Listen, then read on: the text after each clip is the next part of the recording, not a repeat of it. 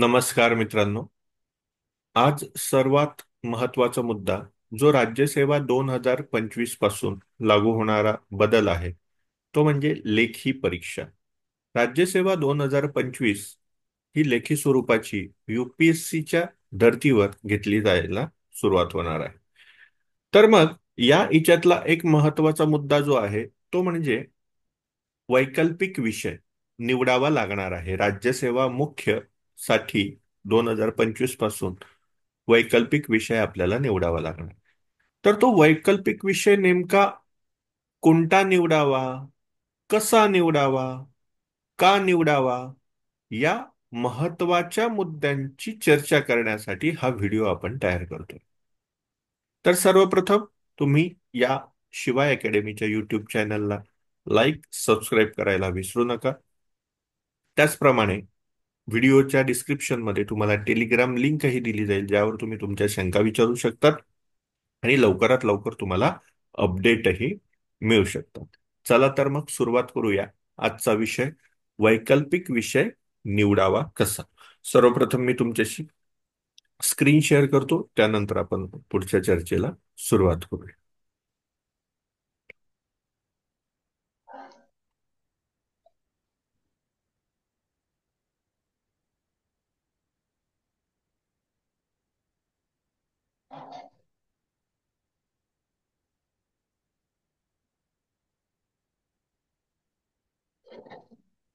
बघा, तुम्हाला स्क्रीनवर दिसतंय की राज्यसेवा मुख्य परीक्षा ही जी आहे ती होणार आहे.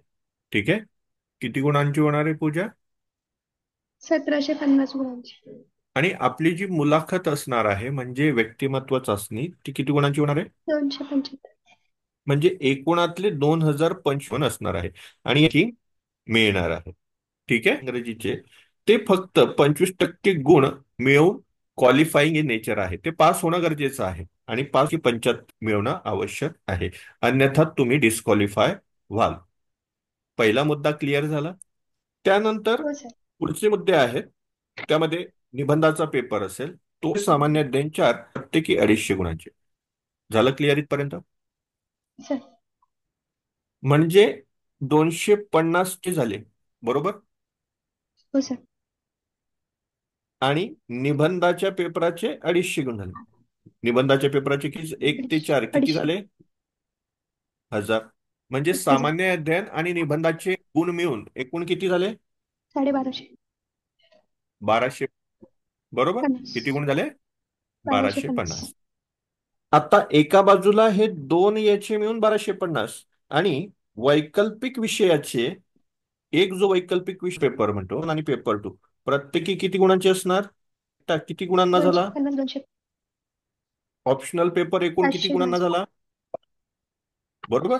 विरुद्ध 500 गुणांची. 500 गुण असं उत्तर झालं. बरोबर.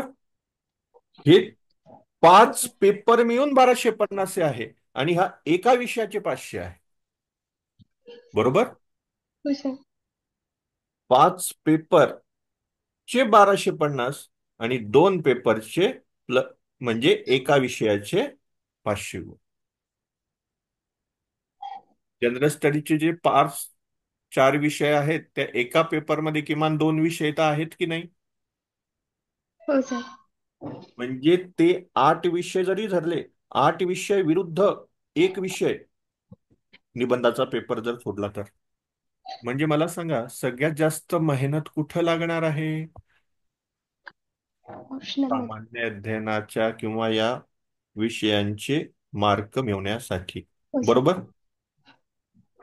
आता त्या दृष्टिकोनातून विचार केल्यानंतर आपल्याला वैकल्पिक विषयाचं महत्व कळालेलं दिसतं. हो आलं सर. इथपर्यंत मुद्दा तुमच्या लक्षात? बघा मग, वैकल्पिक विषय का निवडायचा आहे याचं उत्तर आपण थोडक्यात मिळवण्याचा प्रयत्न केला. का निवडायचा हो आहे? सर. हो सर. अतरांमुळे आहे. गुणांच्या आधारे 500 गुण. गुणांच्या आधारे 500 गुण. किती? म्हणजे निबंध व हे सर्व विद्यार्थ्यांना समान आहेत की नाही? हो सर. वेगवेगळे असणार आहे. नाही सर. सर्व विद्यार्थ्यांना कशी असतील? सारखे असतील. सारखे असतील. मात्र वैकल्पिक विषय जो असेल प्रत्येक विद्यार्थ्याचा वेगवेगळा. हे सर नो. हो ते सर. गुण किती असतील? 1250. म्हणजे 1250 साठी जे समान पेपर होणार आहे हे जवळपास युपीएससीच्या धर्तीचा आधारे विचार केला, कारण की हा अभ्यासक्रम एमपीएससीने युपीएससी पासून कॉपी पेस्ट केलेला आहे. म्हणून त्याच्यावरून आपल्याला एक लक्षात घेणं गरजेचं ठरतं की या 1200 गुण सर्वांना सारखेच मिळतात. बरोबर. हो सर. जवळपास सर्वांना या 1250 म्हणजे एसे आणि जनरल स्टडीजचे 4 पेपर म्हणून ऍव्हरेज मार्क कसे असतात? जवळपास सारख्या सर. प्रमाणात असतात. म्हणजे 10-20चा फरक असतो कॅटेगरी वाईज जे डिस्ट्रीब्युशन असतं त्याच्यामुळे. ठीक आहे. हो सर. मात्र खूप जास्त फरक नसतो. मग फरक पडतो कुठं? तर फरक पडतो हा वैकल्पिक विषय. फरक कशामुळे पडतो? वैकल्पिक विषय. वैकल्पिक विषयामुळे हा फरक पडत असतो. झालं इथपर्यंत क्लिअर? हो सर. मग ज्या वेळेला आपण हा प्रश्न सोडवण्याचा प्रयत्न करतोय की युपीएससी मध्ये आणि एमपीएससी मध्ये सध्याच्या ऑप्शनल विषय पेपर कसा निवडावा किंवा हा विषयच कसा निवडावा. आता निवडताना हा विषय कोणता निवडावा हा निर्णय घेताना अनेक चूक होतात आणि त्याचे थेट परिणाम कशावर होताना दिसतात आपल्याला? ऑप्शनल मधून मिळणाऱ्या मार्कांना. आता गुणांमध्ये जे परिवर्तन होतं किंवा गुणांवर जो डायरेक्ट इम्पॅक्ट होतो तो कोणावर परिणाम करतो? आपल्या रिझल्टवर. एक्झॅक्टली. म्हणजे तुमची रँक बदलते. ठीक आहे. म्हणजे 1250 पैकी जवळपास समजूया आपण ऍव्हरेज गुण जर पकडले तर 590 जवळपास सगळ्या विद्यार्थ्यांना आहेत असं समजूया. ठीक आहे. हो सर. मात्र history, geography, polity, economy, philosophy हे जे सब्जेक्टचे 500 पैकी गुण ज्या विषयामध्ये ज्या विद्यार्थ्यांना जास्त प्लस हे 590 किमान याची बेरीज जास्त येईल की नाही? हो सर. म्हणजे ऑप्शनल सब्जेक्ट इथं की मेकर ठरतोय, किंग मेकर ठरतोय, रँक मेकर ठरतोय. कळालं? हो सर. म्हणजे याचा अर्थ आपल्याला जर ऍव्हरेज गुण जनरल स्टडीज आणि एसए मध्ये मिळणार असतील तर विद्यार्थ्यांना मार्क खेचायचं किंवा जास्तीत जास्त मार्क मिळवण्याचे प्रयत्न कुठं करायचे आहेत? ऑप्शनल मध्ये. ऑप्शनल मध्ये. मग या 500 पैकी जास्तीत हा उद्देश आहे. पहिला उद्देश कळाला. ऑप्शनल हो सर. पेपर का निवडायचा आहे? कारण की त्याच्यावर रँकिंग ठरणार आहे. हो बरोबर. सर. आणि जास्तीत जास्त गुण मिळवणे हा उद्देश असेल तर तुम्हाला जास्तीत जास्त गुण कशात मी विचार करावा लागेल की नाही? Yes or no? जास्तीत जास्त गुण आपल्याला कोणत्या विषयात मिळू शकतील हा विचार हो करावा सर. लागेल की नाही? मग गुण मिळवण्यासाठी काय आवश्यक आहे? प्रश्न. गुण मिळवण्यासाठी कोणत्या बाबी महत्वाच्या आहेत? ते आपण चांगले लिहू शकतो. बरोबर. त्याला जास्त गुण हो सर. मिळतील की नाही? ज्या विषयाची उत्तरे आपण उत्तम लिहू शकतो. हो सर. ठीक आहे. आता याला प्रतिप्रश्न. कोणत्या विषयाची विषय असतो किंवा समजतो? Yes or no? हो सर. कोणता विषय आपल्याला व्यवस्थित समजतो? ज्या उपलब्ध प्लस समजायला सोपा आहे.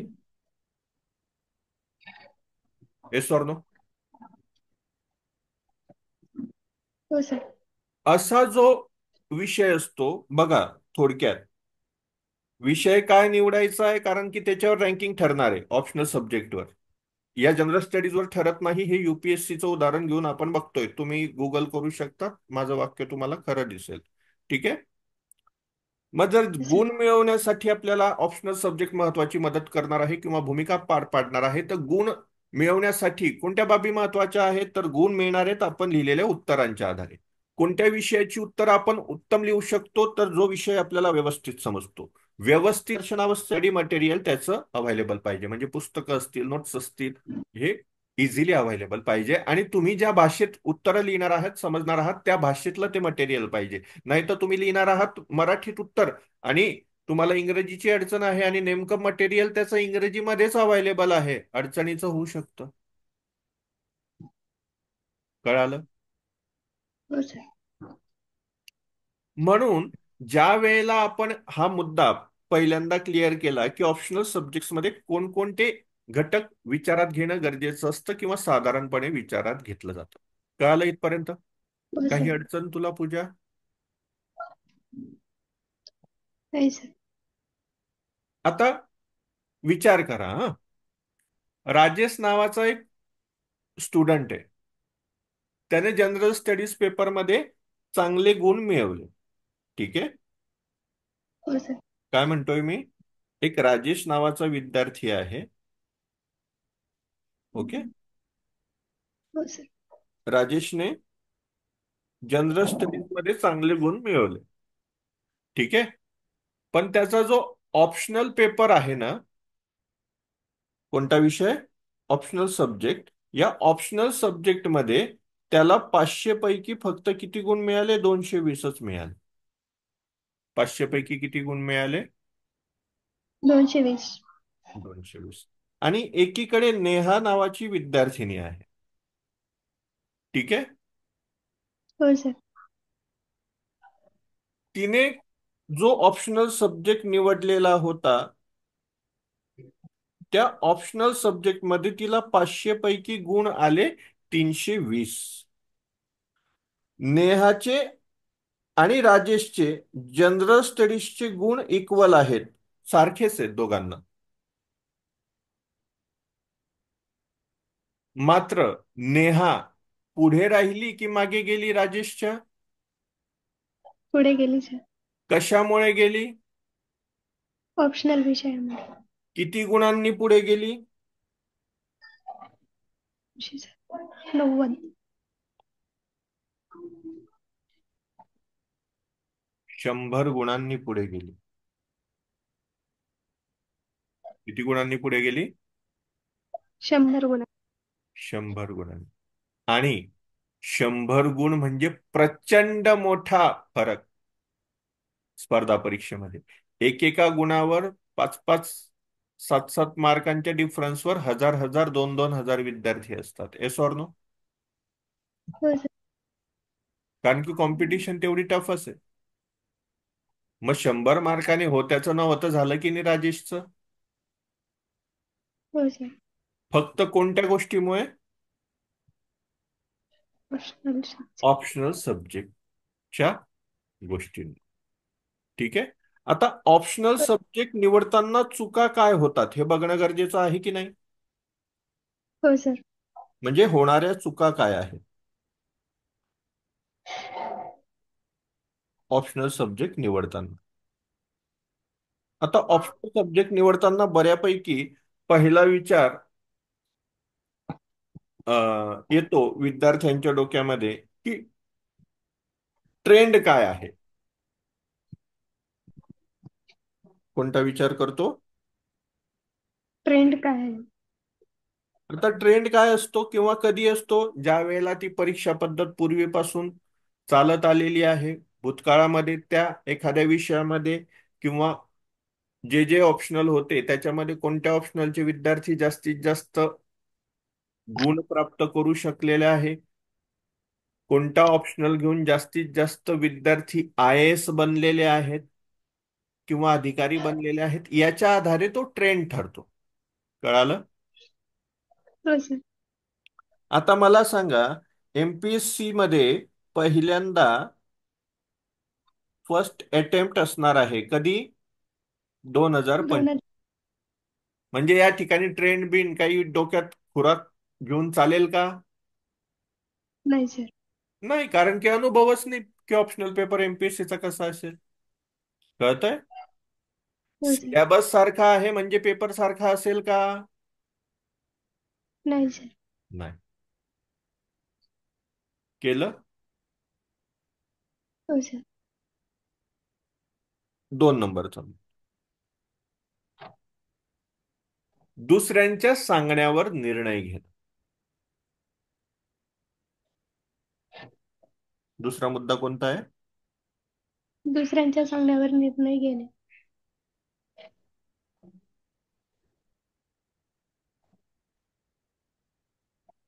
आता दुसऱ्याच्या सांगण्यावर निर्णय कसा घेतला जातो? तर रवी नावाचा उमेदवार आहे, त्याने हिस्ट्री त्याचा चांगला होता, पण त्याचा मित्र सांगतो की लोकप्रशासन, पब्लिक ऍडमिनिस्ट्रेशन सोपं आहे, तू तो घे. रवी काहीच विचार करत नाही. मित्र म्हणतात पब्लिक ऍडमिनिस्ट्रेशन पबॅड, त्याला म्हणतात शॉर्टकट मध्ये, तर पबॅड घेऊन टाकला. घेतला, मित्र म्हटलेत म्हणून घेतला. हो सर. बरोबर. सोबत क्लासला जायला सोबत आहे, सोबत पुस्तकं घेता येतील, सोबत चर्चा करता येईल, असे काहीतरी प्लस पॉइंट सांगून त्याच्या मित्रांनी त्याला पबॅड घ्यायला लावला. बरोबर. हो सर. पण 3 महिन्यानंतर ज्या वेळेला कालावधी पुढे सरकला, क्लास पुढे सरकला, त्यांची चर्चा पुढे गेली, त्याचं स्वतःचं सेल्फ स्टडी पुढे गेला, 3 महिन्यानंतर त्याला समजलं की हा विषय त्याला आवडत नाही. आता त्याच्या समोर 2 पर्याय उरतात. एक तर विषय बदलणं किंवा जो विषय निवडलेला आहे त्याच्यामध्ये संघर्ष करत राहणं. अडचण आली की नाही? हो सर. आता यामध्ये तुम्हाला एक महत्वाची गोष्ट सांगतो. पूर्व परीक्षेचा फॉर्म भरत असतानाच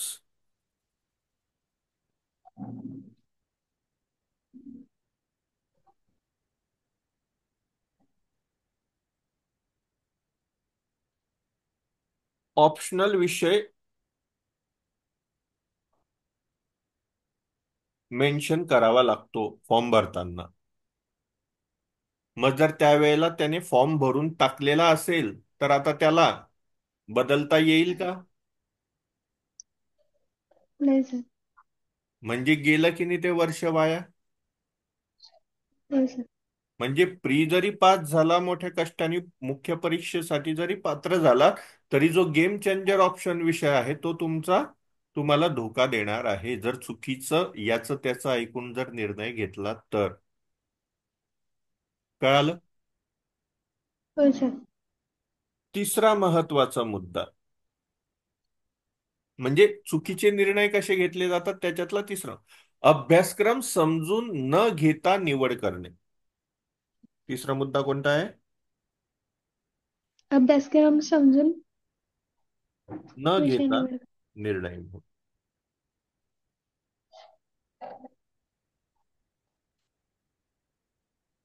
आता सीमा नावाची एक उमेदवार आहे.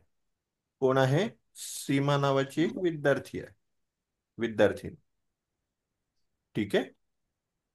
हो सर. आता ती जॉब पण करते. ती काय करते? जॉब पण करते. आणि तिला पण हिंमत आहे, इच्छा आहे अधिकारी बनण्याची. ती राज्यसेवेची तयारी करते, जॉब करत असताना राज्यसेवेची तयारी करते. आणि तिने राज्यसेवेकरता नवीन पद्धतीमध्ये ऑप्शनल निवडला, भूगोल. कोणता निवडला? भूगोल. भूगोल निवड.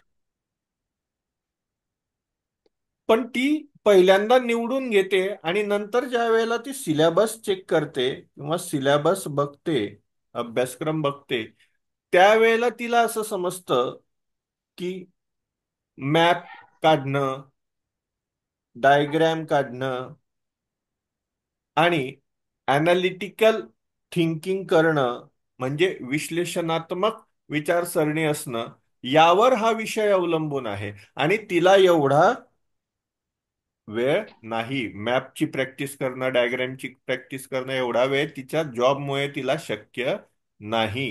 तिला एवढा सरावासाठी वेळ नाही. म्हणून जॉग्राफी हा विषय सिलेबस न बघता निवडणं हा निर्णय तिच्यासाठी चुकीचा ठरतो. तीन प्रमुख मुद्दे मी तुम्हाला निर्णय चुकण्याची सांगितली. याची असंख्य वेगवेगळी कारणं पण आहेत. पण ही तीन कळालीत का तुला? हो सर. आता विषय निवडायचा कसा, चुका तर कळाल्या, मग सर दुरुस्त कशा करायच्या किंवा योग्य निर्णय कसा घ्यायचा, तर तुम्ही मी जे सुचवतो आहे त्याचा वापर करू शकता. ठीक आहे. हो हे सर. 100% प्रत्येकाला मानलंच पाहिजे असं नाहीये. हे माझं ओपिनियन आहे, माझ्या अनुभवाच्या आधारे मी सांगतोय. ठीक आहे. युपीएससीच्या हो सर. अनुभवाच्या आधारे. कळतंय? हो सर. Number one. आता आपण कशाबद्दल बोलतोय? विषय कसा निवडावा. कशाबद्दल बोलतोय? विषय कसा निवडावा. निवडावा. तुमच्या आवडी आणि सोयीचा विचार करावा. आपल्या आवडीचा व सोयीचा विचार करावा.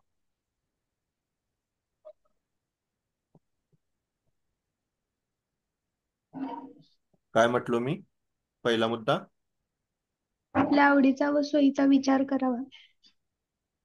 जर एखादा विषय अभ्यास करत असताना आपल्याला आनंद मिळत असेल, क्युरिओसिटी म्हणजे कुतूहल वाटत असेल, तर तो विषय आपल्यासाठी योग्य असू शकतो. म्हणजे अभ्यासताना विषय अभ्यासताना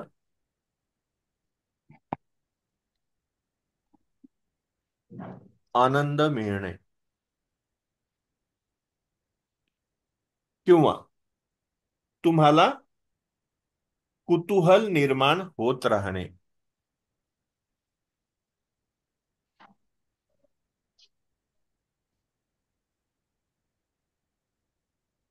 यामुळे होतं काय, याच्यामुळे इंटरेस्ट क्रिएट होतो आणि म्हणून तुम्ही त्या विषयाला व्यवस्थित अभ्यासतात. Yes or no? हो सर. आता ज्या वेळेला आपण या मुद्द्याकडे लक्ष देतो, येत आहे लक्षात? हो सर.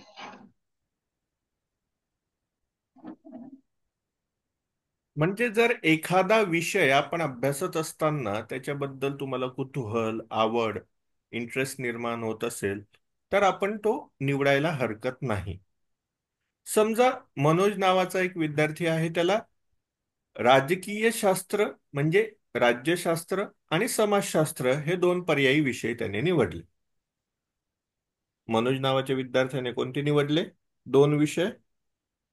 राज्यशास्त्र आणि समाजशास्त्र. म्हणजे त्याला आपण म्हणूया PSIR निवडला आणि सोशिओलॉजी निवडला. ठीक आहे. हो सर. दोन पर्याय त्याच्याकडे आहे.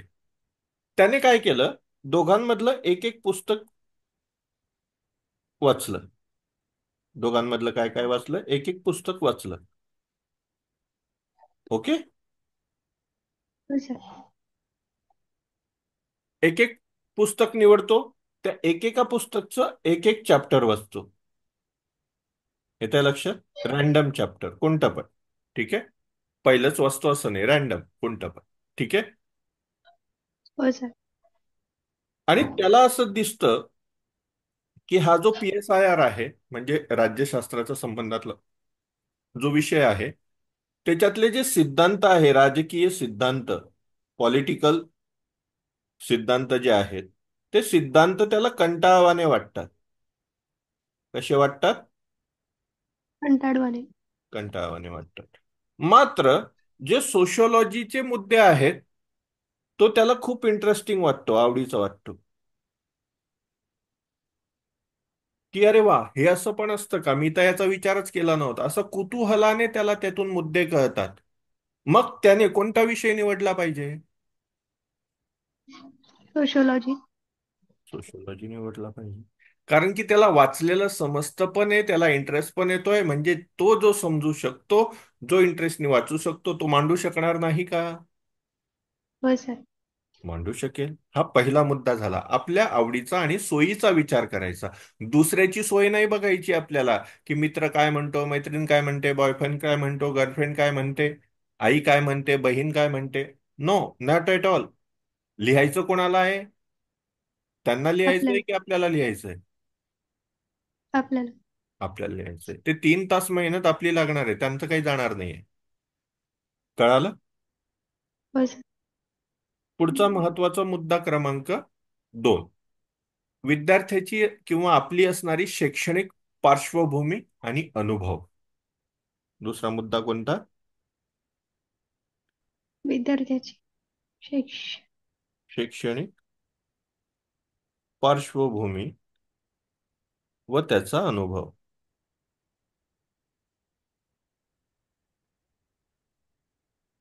ठीक आहे. हो सर. आता ज्या वेळेला आपण याचा विचार करतो, त्यावेळेला मला काय म्हणायचंय व्यवस्थित समजून घ्या. जेव्हा आपण डिग्री घेतो, ग्रॅज्युएशन करतो, त्यावेळेला आपण जर एखाद्या विषयाचा सखोल अभ्यास केलेला असेल स्वतः, ठीक आहे, आणि त्या हो सर. विषयाचा अभ्यास करताना आपल्याला इंटरेस्ट पण असेल, ग्रॅज्युएशन करताना आवड होती, इंटरेस्ट निर्माण झालेला होता, त्याच्यामुळे तुम्ही त्या ग्रॅज्युएशनच्या वेळेलाच एका विषयाचा इन डिटेल इन डेप्थ अभ्यास केलेला आहे, आणि तोच जर विषय तुमच्या आयोगाच्या ऑप्शनल सब्जेक्टच्या यादीत असेल, तर तो विषय निवडला तर तुम्हाला फायदा होईल की नाही होणार? हो सर. होईल. येते लक्षात? अनुभव हो सर. किंवा शैक्षणिक पार्श्वभूमी म्हणजे काय, हे या ठिकाणी आपल्याला समजून घ्यावं लागेल. म्हणजे पदवी किंवा ग्रॅज्युएशन अभ्यास करत असताना त्यावेळी एखादा विषय आपण सखोलपणे व आवडीने अभ्यासला असेल तर, व तो विषय जर आयोगाच्या वैकल्पिक विषयांच्या यादीत असेल तर,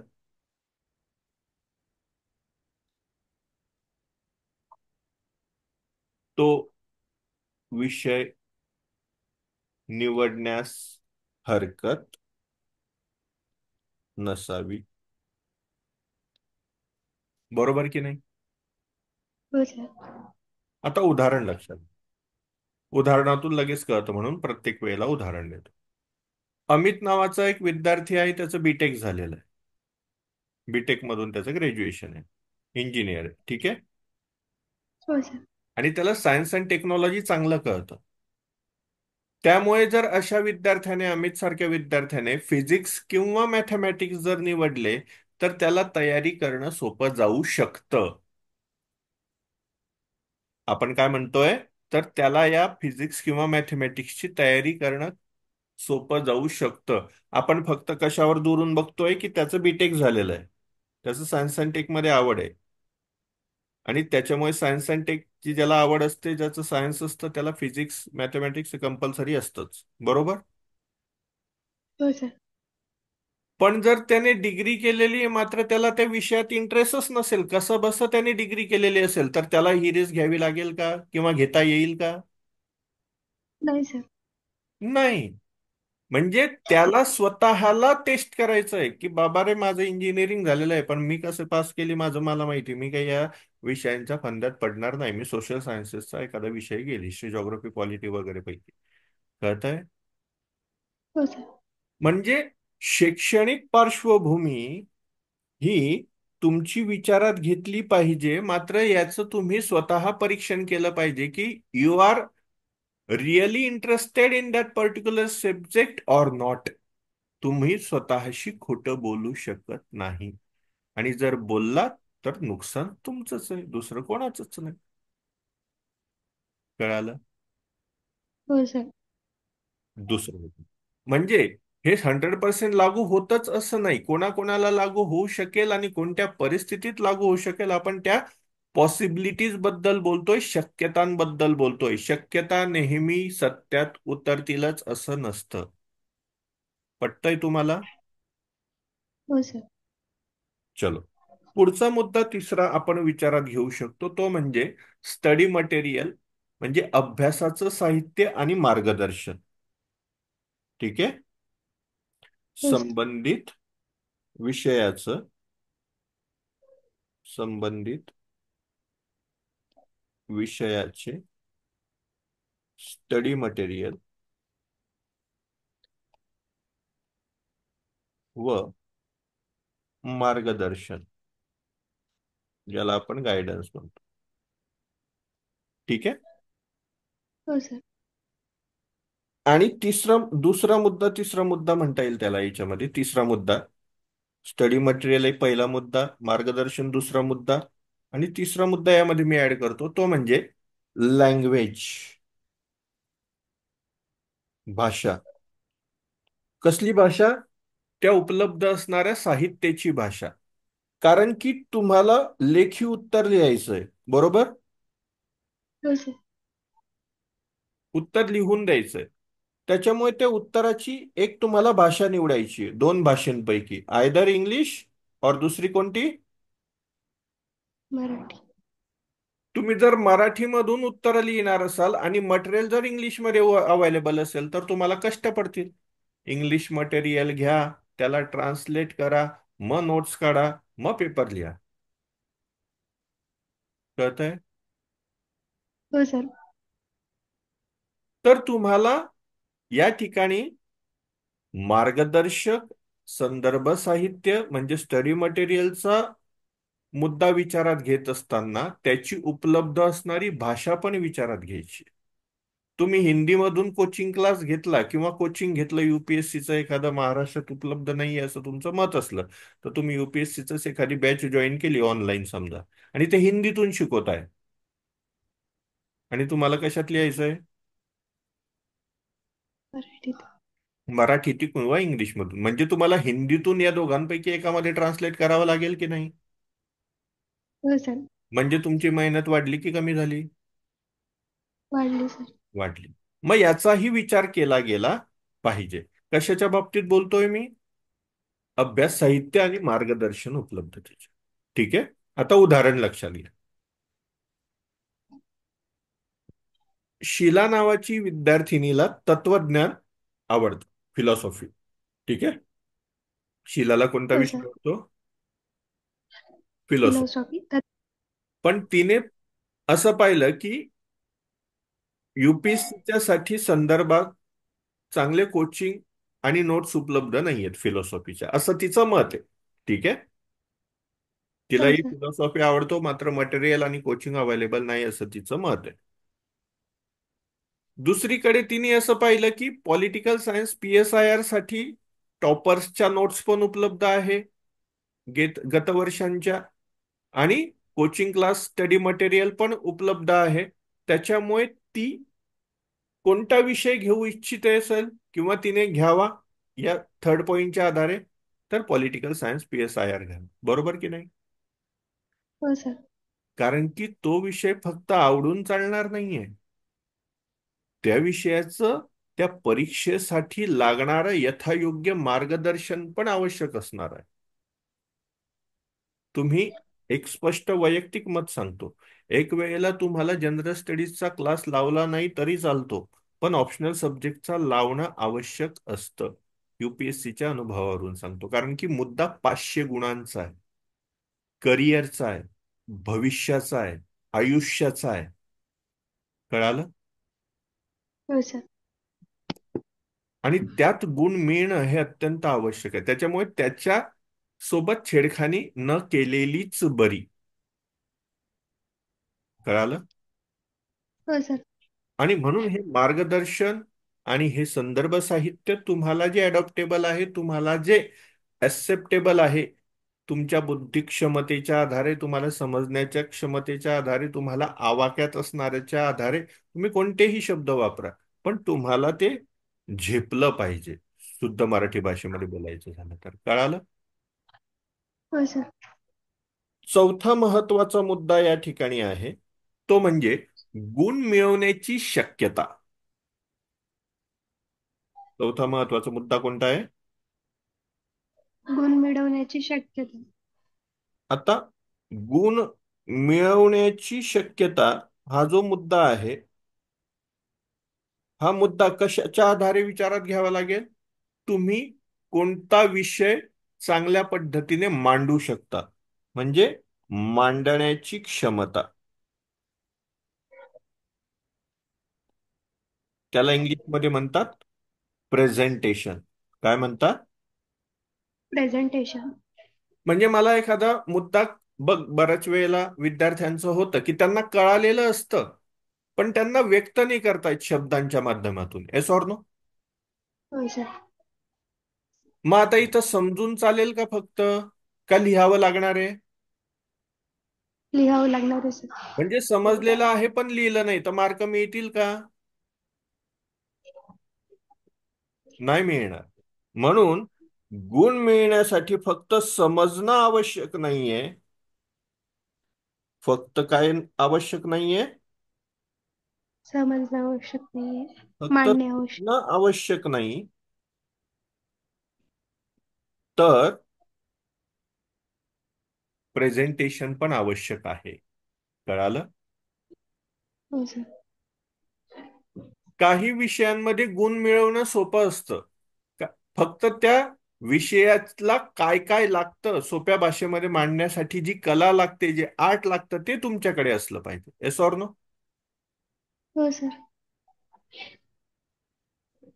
उदाहरणार्थ, महेश आणि मनोज दोघांनी इतिहास घेतला.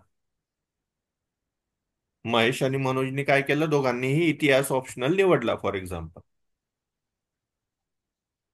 कारण की त्यांनी इतिहास निवडताना भूतकाळात चांगले निकाल इतिहास विषयाचे आलेले आहे, म्हणून त्यांनी तो निकाल विषय निवडला. ठीक आहे.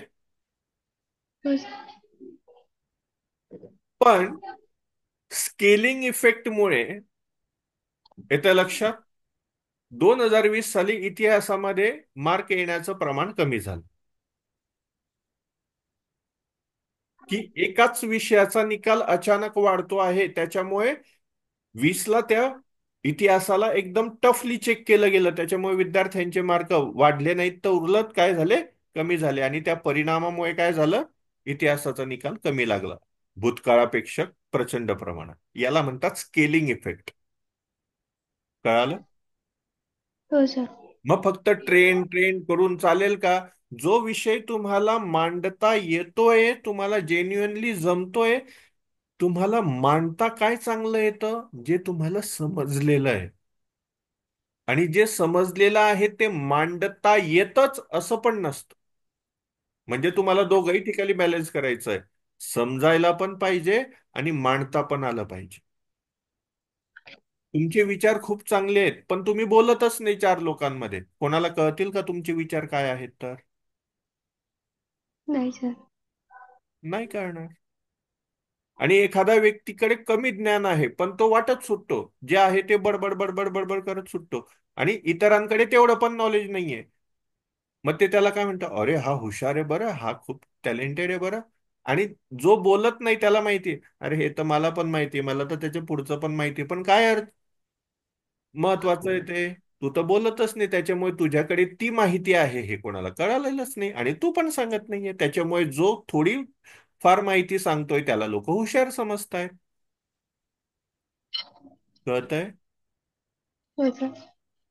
म्हणून मांडणं, प्रेझेंटेशन खूप गरजेचं असतं. पाचवा महत्वाचा मुद्दा या ठिकाणी मांडणं या चर्चेमध्ये शेवटच्या टप्प्यामध्ये आवश्यक आहे, तो म्हणजे सामान्य अध्ययन आणि निबंध या विषयांना सोबत घेऊन जाण्याचं साधर्म्य. कोणाकोणाला? सामान्य अध्ययन आणि अध्ययन आणि निबंध निबंध. या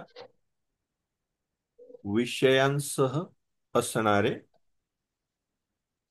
साम्य. म्हणजे फॉर एक्झाम्पल, तुम्ही हिस्ट्री हा विषय घेतला, बरोबर? हो सर. हा हिस्ट्री विषय तुम्हाला जनरल स्टडीज मध्ये वन मध्ये मदत करणार नाही का?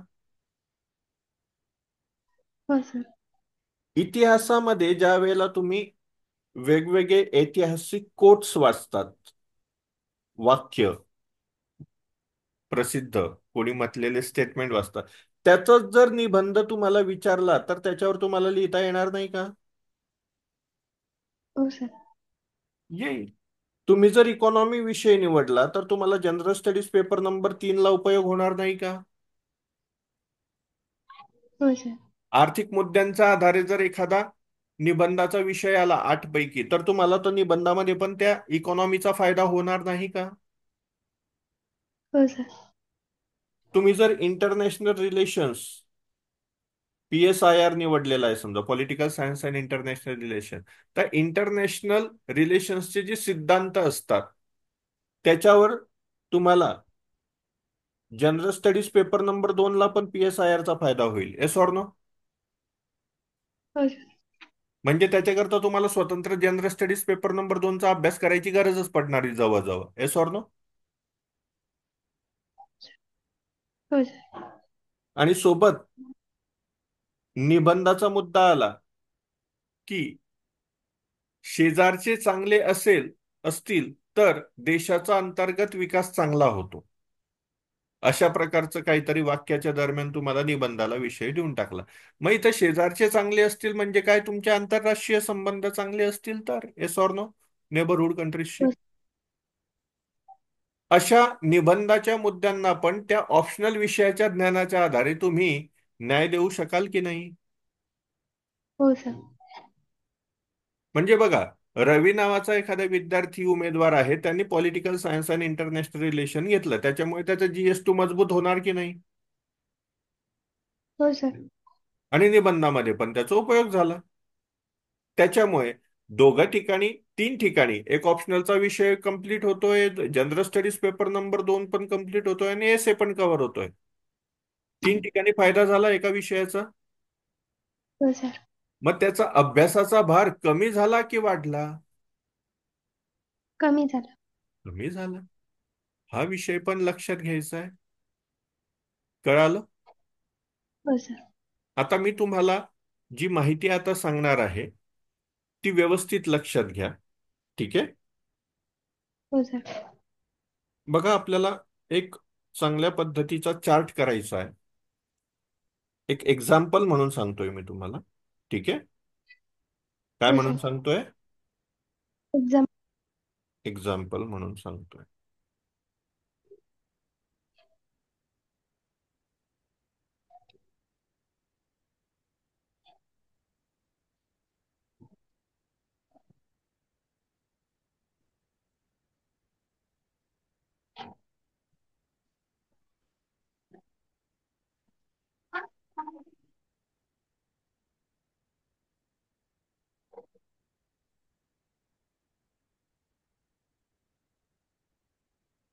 पहिल्या याच्यामध्ये आपण टाकू विषय. पहिल्या याच्यात काय टाकायचं आहे? विषय. विषय. ओके. दुसऱ्या याच्यामध्ये टाकायचं आहे कोणत्या विद्यार्थ्यांसाठी योग्य.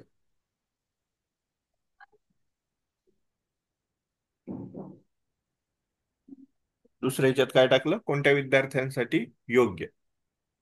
GS पेपरमध्ये कितपत उपयोगी. GS पेपरमध्ये ते. कुठे उपयोगी. ठीक आहे? हो सर. आणि त्याचं एक उदाहरण. ओके. पहिला हो सर. विषय घेऊया PSIR. पहिला विषय कोणता आहे? PSIR. Political science and international relation, राज्यशास्त्र आणि आंतरराष्ट्रीय संबंध. ठीक आहे? हो सर. कोणत्या विद्यार्थ्यांसाठी हा योग्य असेल? ज्याला चालू घडामोडींमध्ये इंटरेस्ट आहे. त्यातल्या त्यात कोणत्या चालू घडामोडी? आंतरराष्ट्रीय पातळीच्या चालू घडामोडींमध्ये इंटरेस्ट असणाऱ्या विद्यार्थ्यांसाठी. आंतरराष्ट्रीय पातळीवरील चालू घडामोडींमध्ये आवड असणाऱ्यांसाठी. झालं क्लिअर? हो सर.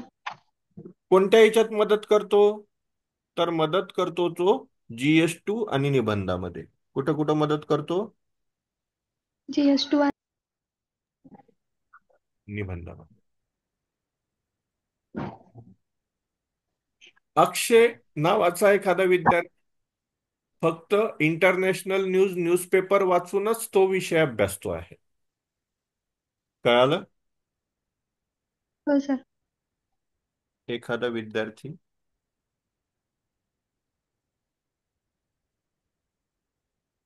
वर्तमानपत्र वाचनातूनच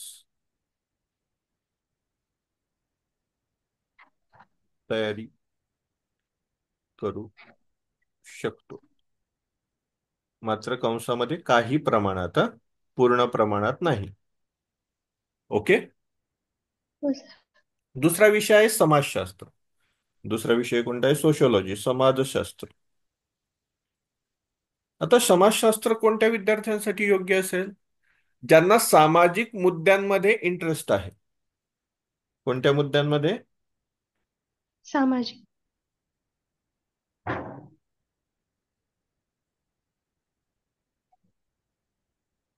म्हणजे विवाह संस्थांबद्दल काय निर्णय घेतले जात आहे, आंतरजातीय विवाह कसे वाढतायत, बलात्काराचं प्रमाण कशामुळे वाढतं आहे, शैक्षणिक समस्या काय आहे, वृद्धांच्या समस्या, असे सामाजिक मुद्द्यांमध्ये ज्याला इंटरेस्ट आहे त्याच्याकरता सोशोलॉजी आहे. फायदा कुठं होईल? GS1 आणि निबंध. फायदा कुठं होईल? GS1 आणि निबंधामध्ये.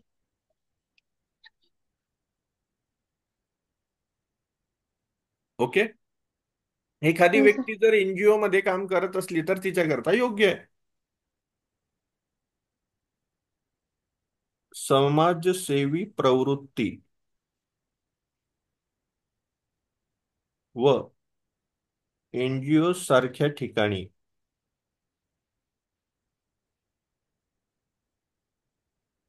काम करणारे व्यक्तिमत्व. बरोबर. हो सर. तिसरा विषय आहे भूगोल. तिसरा विषय कोणता आहे? भूगोल. भूगोल, जॉग्राफी. ज्याला सायन्स चांगलं आहे, ज्याचं काय चांगलं आहे? सायन्स. सायन्स मध्ये आवड आहे,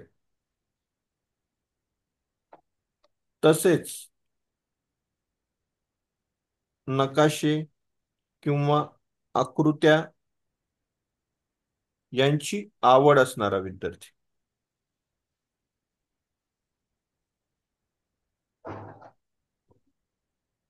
याच्यासाठी हा जॉग्राफी विषय चांगला आहे. आणि हा एकटा विषय असा आहे की जो 3 जनरल स्टडीजला फायदेशीर आहे. 1, 2, 3. कुठं कुठं? 3 जनरल्स.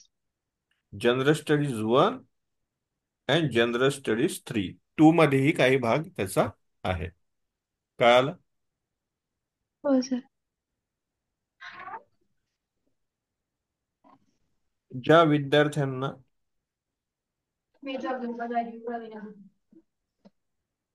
नकाशा वाचन किंवा चिकित्सक वृत्ती आहे,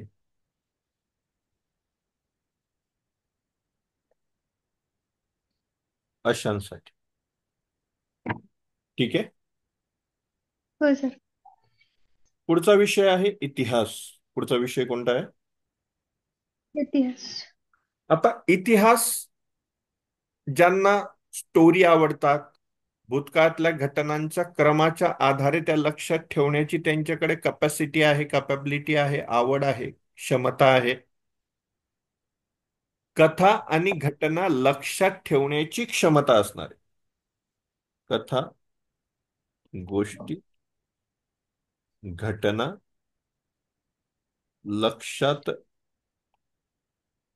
ठेवण्याची क्षमता असणार. ठीक आहे. हो सर. कुठे उपयोगात येईल? ऑब्विसली जनरल स्टडीज 1 मध्ये उपयोगात येईल. एखादी व्यक्ती आहे जिला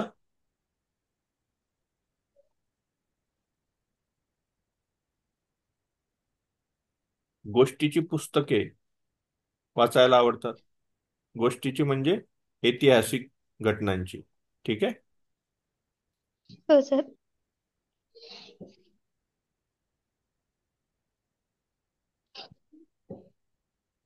पुढचा विषय आहे लोकप्रशासन. उदाहरणाच्या हिच्यामध्ये शेवटचा विषय कोणता? लोक प्रशासन. त्याला आपण म्हणतो पबॅड, इंग्लिशमध्ये पब्लिक ऍडमिनिस्ट्रेशन. ज्याला प्रशासकीय यंत्रणेमध्ये आवड असलेले. कशामध्ये आवड असलेले? प्रशासकीय यंत्रणेमध्ये.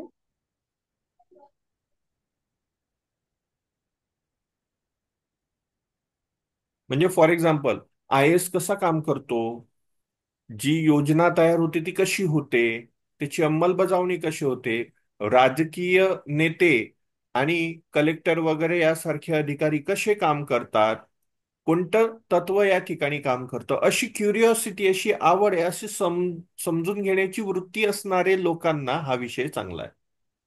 कुठं कुठं मदत करतो? जनरल स्टडीज टूला पण मदत करतो आणि SL ला पण मदत करतो. ओके.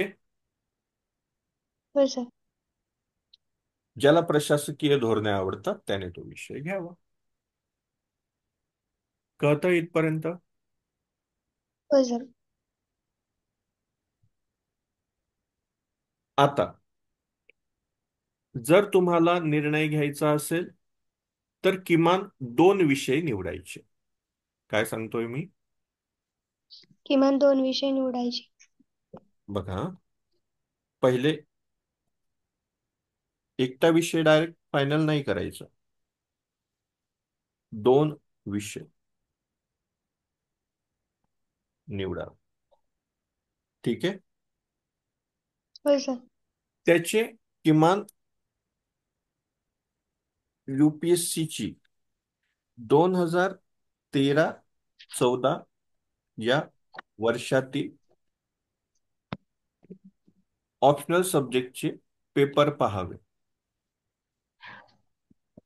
आताचे लेटेस्टचे नाही पाहिजे, 13-14चे पाहिजे, कारण की तेव्हा नुकताच UPSC ने पॅटर्न बदलवलेला होता. ठीक आहे. हो सर. कारण की आता जर पाहिले तर आता काठिण्य पातळी एकदम वाढलेली आहे. आता आपली सुरुवात आहे का एंड आहे MPSCचा? सुरुवात आहे. सुरुवात आहे, म्हणून UPSCच्या सुरुवातीचा पाहावा लागेल. कळालं? हो सर. मग हे PYQs पाहिले. त्याच्यानंतर या दोन्ही पुस्तकांचे बेसिक एक एक बुक निवडायचं. Basic book. आणि त्यातल्या त्यात तुम्ही स्टेट बोर्ड निवडा किंवा NCERT निवडा. ठीक आहे. हो सर. त्याच्यातलं 1-2 चॅप्टर वाचून, 1-2 चॅप्टर रीड करायचे आणि तुम्हाला ते कितपत अंडरस्टँड झालेलं आहे हे लिहून काढायचं. आणि ते लिहिलेलं तुम्हाला जर स्वतःच्या मनाला पटलं तर ते पाहायचं की या दोघांपैकी काय योग्य लिहिलेलं तुम्हाला वाटतंय. ठीक आहे. आणि शेवटचा, हो. ज्या विषयात अडचण वाटत असेल, भाषा जड वाटत असेल,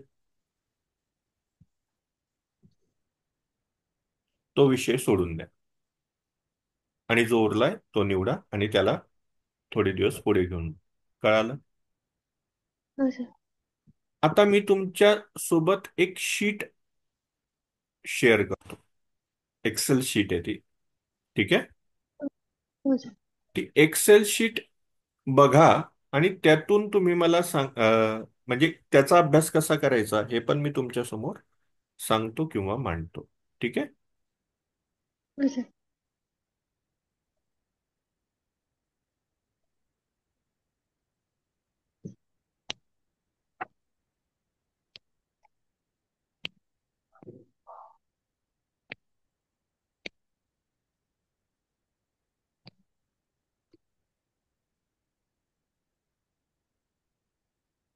दिसतंय तुम्हाला?